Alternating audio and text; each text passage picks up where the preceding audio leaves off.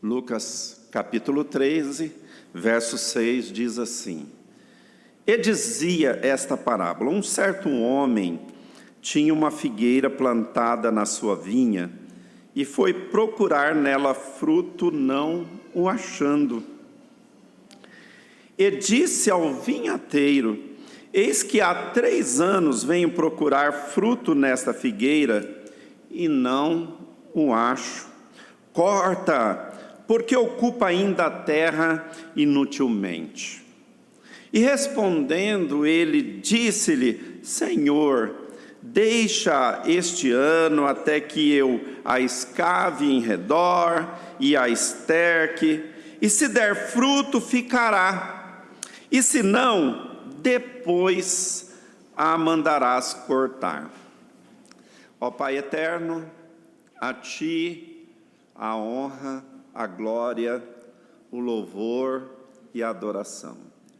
Nós Te bendizemos, Senhor, chegamos aqui mais esta manhã para agradecer a Ti, para Te engrandecer e ao mesmo tempo pedir que o Senhor, através do Teu Santo Espírito, possa falar aos nossos corações, nos fortalecendo, nos motivando, desafiando-nos, Senhor, que contudo a mensagem não seja aquilo que nós queremos, mas aquilo que nós precisamos.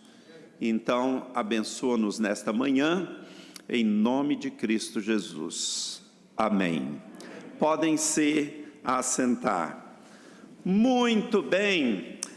Um certo escritor, falando sobre oportunidades, diz o seguinte: é melhor estar preparado para uma oportunidade e não ter nenhuma, do que ter uma oportunidade e não estar preparado.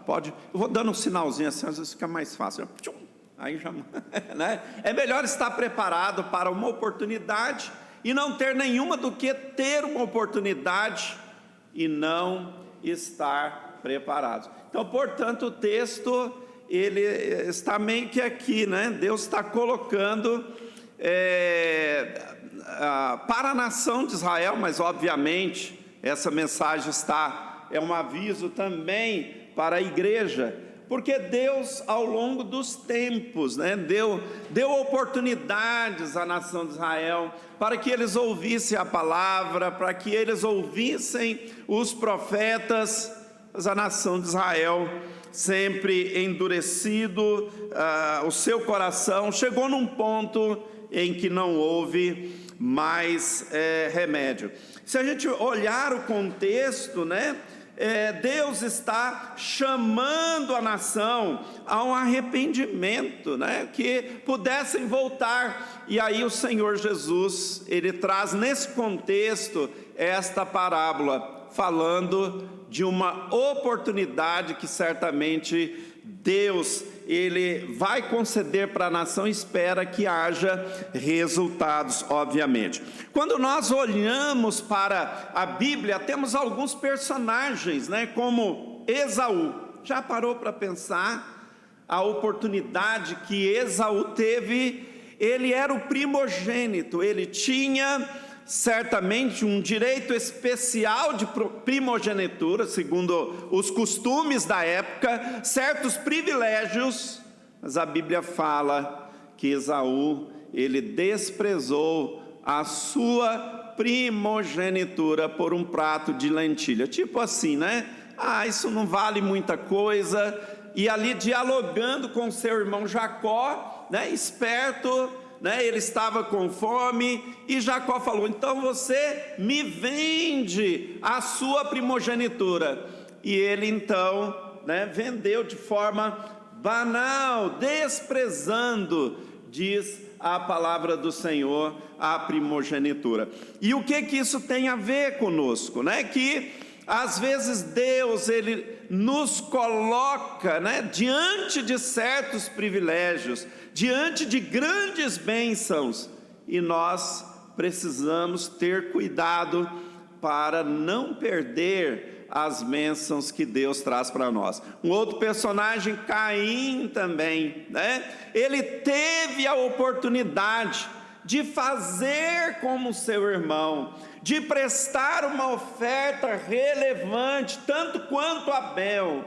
Nasceram na mesma família, tiveram as mesmas oportunidades, tiveram as mesmas influências, mas Abel escolheu prestar ao Senhor Deus um verdadeiro culto, uma verdadeira adoração, uma forma correta de cultuar ao Senhor, porque enquanto Abel, ele ofereceu um sacrifício com sangue, meio que dizendo, né, eu preciso de um substituto, eu preciso da redenção, eu preciso que futuramente alguém morra pelos meus pecados. E o animalzinho, ele simbolizava, né, esse ato de Abel, que era dando ali o primogênito das ovelhas, não é isso?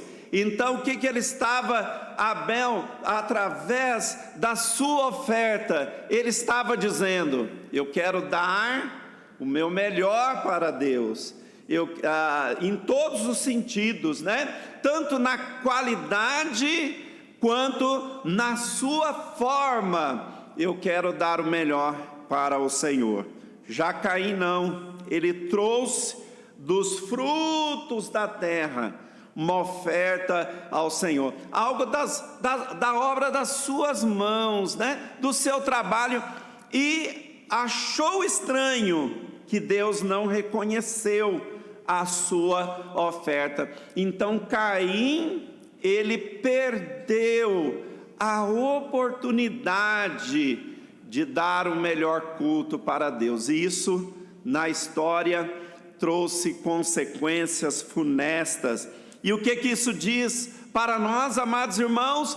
Quando Deus ele nos dá oportunidades, temos que entender que naquela oportunidade eu devo dar o meu melhor para Deus. A Bíblia fala de Marta, né? E Maria. Enquanto Maria estava aos pés do Senhor Jesus, Marta estava lá trabalhando. Não era pecado, não era errado, mas o Senhor Jesus disse, ela escolheu a melhor parte, e nós temos que aprender isso também. Bom, então, essa passagem, né, ela está falando de oportunidades, Jesus está trazendo, né, e aqui temos algumas lições dessa passagem. Primeiramente, vemos a expectativa do vinhateiro, no verso 6 e verso 7, né? Olha aí, e dizia uma parábola, um certo homem tinha uma figueira plantada na sua vinha, e foi procurar nela fruto, não o achando. Quer dizer, havia o dono da vinha, havia o vinhateiro, né? Aquela vinha, ela foi plantada, ela foi colocada na terra, era necessário que aquela figueira, ela produzisse devidamente o seu fruto. Mas quando ele foi na planta, né, procurar o seu devido fruto, não o encontrou, né? E obviamente, amados irmãos, temos uma lição aí, né? Porque estudando essa parábola, o dono da vinha é Deus, o vinhateiro que é responsável pela produção da figueira é Jesus, a figueira é a nossa vida, e os frutos dessa figueira são as nossas obras, né? Então tem tudo a ver conosco. Então, quando nós vemos aqui a expectativa, né, do dono da vinha e do vinhateiro, é a expectativa de Deus para conosco, né? Ou seja, o Senhor espera de nós que nós possamos produzir frutos para a sua glória, para o seu louvor. Pai, que tipos de frutos,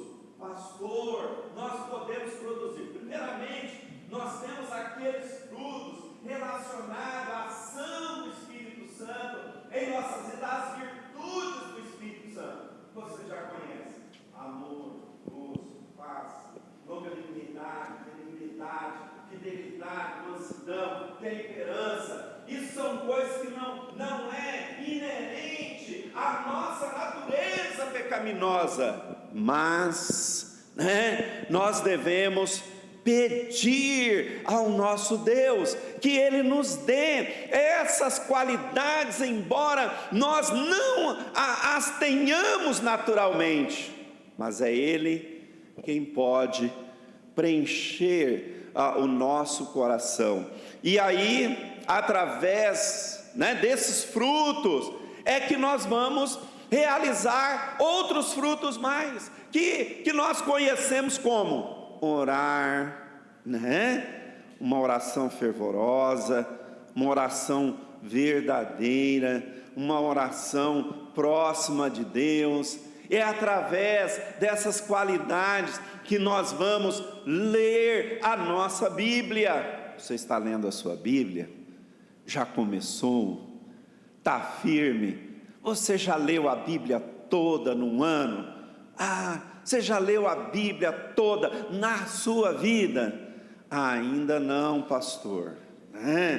Ainda não li. Está perdendo uma bênção. Comece um programa de leitura bíblica, de Gênesis, Apocalipse. Pastor, eu já tentei, mas é difícil. Eu leio Gênesis, leio Êxodo, quando chega em Levítico, eita, não consigo. Eu paro em Levítico, já comecei umas 3 vezes e não consigo. Mas passa Levítico, chega em Números, Deuteronômio já muda um pouquinho, já é um livro de mais fácil leitura. A primeira vez que você lê, provavelmente você não vai entender muita coisa, mas à medida que você prossegue a sua leitura, você vai dizer: poxa vida, por que eu não fiz isso há mais tempo? Agora sim, agora eu estou conhecendo as histórias, eu realmente estou apreciando. Então, um dos frutos que nós devemos ter é a prática, a leitura da palavra de Deus. Um outro fruto é aquilo que nós vimos, em Marcos 16, verso 15, que é a necessidade de pregar o Evangelho a toda criatura, e a ação de Deus vem, Deus vai usar o seu povo, usar a sua palavra, Ele vai te capacitar para que você possa pregar a palavra. E quando o povo de Deus entende isso, se coloca, nas mãos do Senhor, para serem usados por Deus, certamente Deus, Ele vai abençoar a sua obra. Então, amados irmãos, a primeira lição que nós vemos ali é a expectativa do dono da vinha, ou do vinhateiro. E Deus, Ele também investiu em nossas vidas, e Ele espera que você possa produzir frutos. Ele deu a vida por você, Ele derramou o sangue, Ele deixou a glória celestial, Ele veio neste mundo, Ele morreu por nossos pecados, Ele instituiu a sua igreja, não é isso? Ele nos capacitou, Ele nos fez filhos, Ele nos fez herdeiros da glória celestial. Ele ainda mandou o Espírito Santo para que, habitando em nós, nos capacitasse para irmos ao mundo inteiro e pregar o evangelho a toda criatura. Então, Deus, Ele tem grandes expectativas com você. Não decepcione Deus. Maneira de dizer, Deus nunca é decepcionado, mas o que nós vemos aqui, Deus espera, né? Deus, Ele aguarda do seu povo, senão ele se permite se surpreender. Mas espera aí, eu plantei essa figueira, ou pode ser uma vinha, em determinados momentos, e Ele espera o quê? Que nós venhamos a produzir frutos. Uma segunda lição aqui é a posição da figueira. Olha só, no verso 6 diz: e dizia esta parábola: um certo homem tinha uma figueira plantada na sua vinha. Interessante que são dois cultivos diferentes de plantas, né? A vinha, no entanto, era uma planta mais nobre, né? A cultura em Israel era vinícola, então havia todo um cuidado, né? Interessante, amados irmãos, observem comigo, Isaías, capítulo 5, eu creio que esse texto, ele pode nos ajudar numa compreensão melhor. Olha aí, Isaías capítulo 5, verso 1, diz assim: agora cantarei ao meu amado o cântico do meu querido a respeito da sua vinha. O meu amado tem uma vinha num outeiro fértil. Está falando de Deus, e aí está falando do plantio nobre de uma vinha, né? Verso 2, e cercou, olha o cuidado, né? Deste homem, entre aspas, que plantou essa vinha. Olha o que ele fez: cercou-a, limpando-a de pedras, plantou-a de excelentes vides, e edificou no meio dela uma torre. Era todo um cuidado, toda uma construção, todo um preparo, para que aquela vinha, ela pudesse produzir as melhores uvas e houvesse o melhor e o maior cultivo possível dentro daquela sociedade, né? Veja também que diz: e também construiu um lagar. Lagar é aquele lugar, um certo tipo de tanque, onde as pessoas subiam, né? E pisavam. Acho que é o segredo estava aí, né? Do gostinho né? Acho que estava aí, porque todo mundo entrava. Tem lugares no sul que ainda tem os lagares, né? Aqueles tanques grandes, e as pessoas vão lá e... Você já tomou suquinho do sul, né? Alguns acho que ainda é feito assim. Então a pessoa vai lá e pisa a uva para sair todo aquele caldinho, aquelas coisas todas.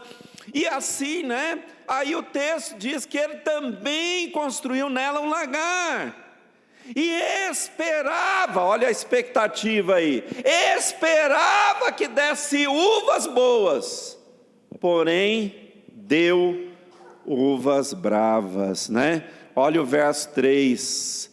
E agora, pois, ó moradores de Jerusalém e homens de Judá, julgai-vos, peço, entre mim e a minha vinha, né? Verso 4 ainda, diz assim, verso 4, que mais se podia fazer a minha vinha, que eu lhe não tenha feito, porque esperando eu que desse uvas boas, veio a dar uvas bravas. Quer dizer, havia expectativa, houve todo o empenho, houve todo um trabalho, mas não deu resultado, né? E embora, o que o texto fala? Da posição lá, né, da figueira. Aquela figueira, ela estava dentro, no contexto de uma vinha. Já havia cuidados semelhantes a esse, né? Havia todo um preparo, ou seja, aquela figueira, ela estava numa área nobre, e deveria sim produzir os devidos frutos, mas não foi isso que aconteceu. Agora pensa, amados irmãos, nós, né? Como igreja, olha, por exemplo, o que diz o texto de primeiro, estou gostando, né, desse negócio aqui, os textos estão lá, tudo, não precisa nem abrir aqui, não é isso? 1 Pedro 2,9, está prático, muito prático aqui, gostei. 1 Pedro 2,9, diz assim, né, mas vós sois, o quê? A geração eleita, o sacerdócio real, a nação santa, o povo adquirido, olha que bênção, está falando de nós como igreja, está falando de nós como povo do Senhor, e o que nós somos, quais os privilégios que nós somos. A gente fala assim, eu fui salvo, mas e salvação é uma palavra bonita, mas é muito mais do que isso, porque nós fomos salvos, nós fomos redimidos, nós fomos justificados, nós fomos transformados, na pessoa de Cristo seremos glorificados. E o texto está colocando algumas dessas maravilhas que nós temos na pessoa do Senhor Jesus. Somos sacerdotes, somos uma nação santa, o povo adquirido de Deus, mas Ele quer que nós possamos, né, uma vez que temos esses privilégios, uma vez que nós temos essas bênçãos, o Senhor quer que nós possamos ir adiante, anunciando as virtudes dEle, mostrando quem é o nosso Deus, mostrando quem é o nosso Senhor Jesus, tendo o prazer e a alegria de proclamar ao mundo que Jesus Cristo, Ele fez em nossas vidas.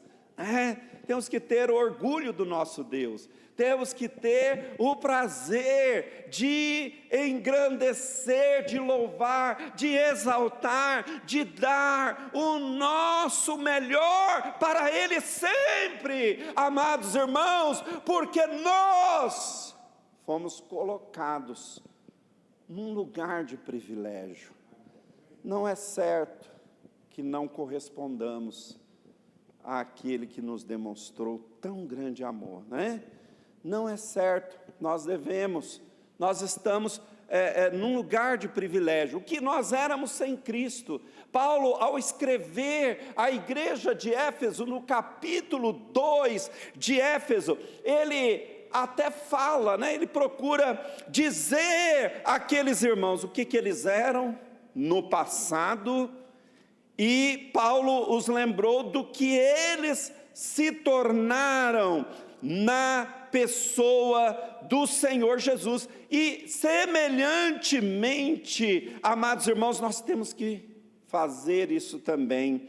No capítulo 2 do livro de Efésios, Paulo fala dos versos 1 a 3 do passado deles, né?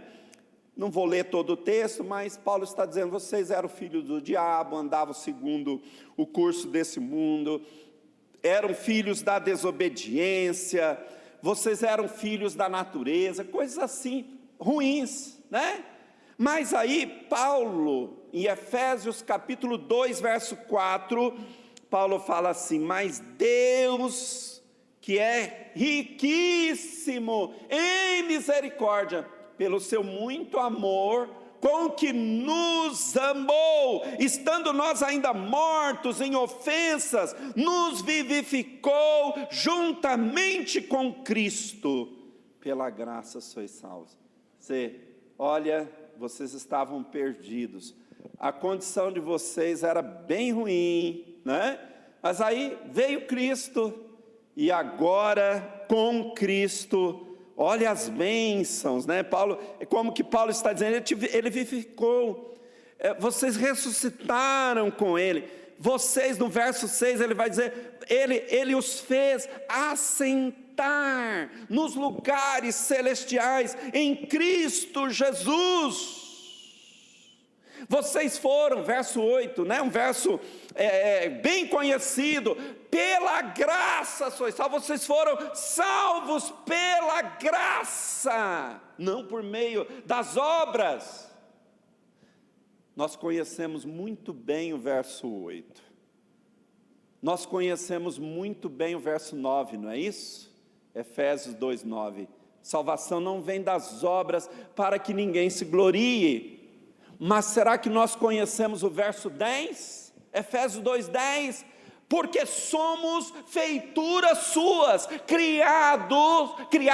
feitura sua, criados em Cristo Jesus para as boas obras, as quais Deus preparou para que andássemos nelas. Você temos que corresponder, temos que reagir àquele que tanto fez por nós. Devemos colocar as nossas vidas diante dEle, sermos usados por Ele, para a glória dEle.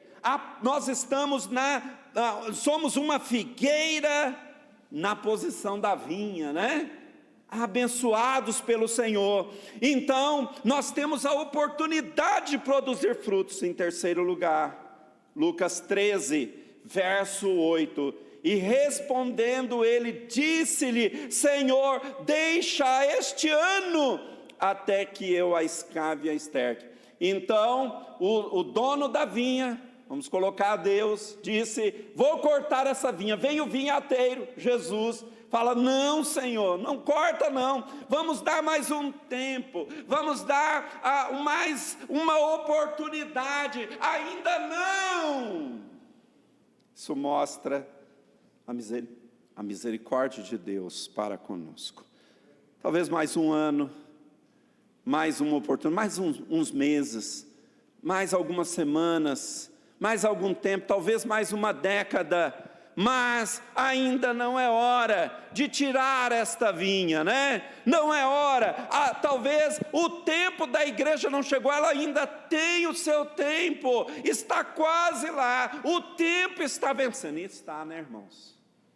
A gente olha para o quadro profético, a situação, desenho, como as coisas estão no mundo, a gente sabe, não nos resta muito tempo mais. Nós estamos dentro desse período da misericórdia, nós estamos aí nesses 3 aninhos finais, certamente nesse tempo final em que Deus, Ele está dizendo: vamos dar um tempinho mais, quem sabe algum fruto virá daí, quem sabe os crentes se levantarão, quem sabe eles se colocarão diante de Deus, quem sabe eles produzirão frutos, eles vão evangelizar, eles vão ganhar almas, eles vão ser usados por Deus.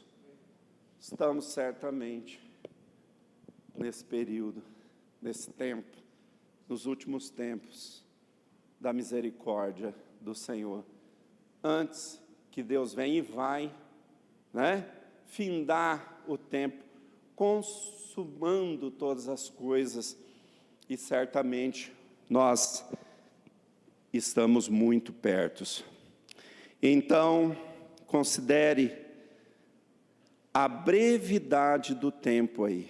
Nós temos a oportunidade de produzir frutos, e para irmos aí na finalização da nossa mensagem, a brevidade do tempo, né? Uma outra lição: se der fruto, ficará, se não, depois a mandará cortar. Devemos aproveitar as condições que Deus nos dá, fincar nossas raízes, plantar os nossos pés nos caminhos do Senhor, criar raízes na presença de Deus, ficar firmes com o Senhor, se firmar em nossa igreja, se firmar na doutrina, na palavra, né? Raízes fortes para superar as adversidades, superar os problemas, as dificuldades que a vida apresenta, se colocando diante do Senhor, como, né, aquela, interessante que essa figura da árvore, né? Aqui eu considero que esse salmo seja uma alegoria, né? Porque o que é uma alegoria? É quando você tem várias metáforas juntas. E o que é uma metáfora? É uma comparação forte, certo? Então, quando Jesus fala assim, eu sou a luz do mundo, é uma metáfora, né? É uma comparação forte. Eu sou o pão da vida, ele é o pão, ele está dizendo que é. Não, é que tem elementos tão fortes na ovelha, ou no pão, ou na luz, que ele nem diz assim, eu sou como pão, né? Ele diz, eu sou o pão. Então, essa é a diferença. Na Bíblia, uma metáfora é uma comparação forte. Quando tem um elemento comparativo, aí é uma símile. Espero não te confundir, né? Na símile nós temos um elemento comparativo. Na metáfora nós temos uma afirmativa.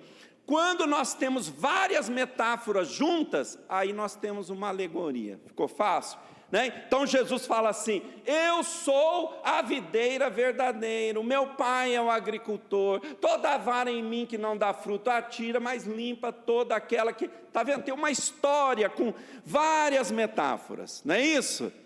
Ele é a videira, o pai é o agricultor, nós somos as varas, tem uma história, várias metáforas juntas, nós temos aí uma alegoria. E esse salmo dá a entender isso, é uma alegoria, mas é interessante quando nós olhamos para a Bíblia, esse comparativo do crente com uma planta, com uma árvore, não é algo tão difícil assim. Várias vezes, inclusive no Salmo 1, né? No Salmo 1, quando ali começa, bem-aventurado o varão que não anda segundo o conselho dos ímpios, nem se detém no caminho dos pecadores, nem se assenta na roda dos escarnecedores, tal, né? Só que ali na metade vai dizer, não,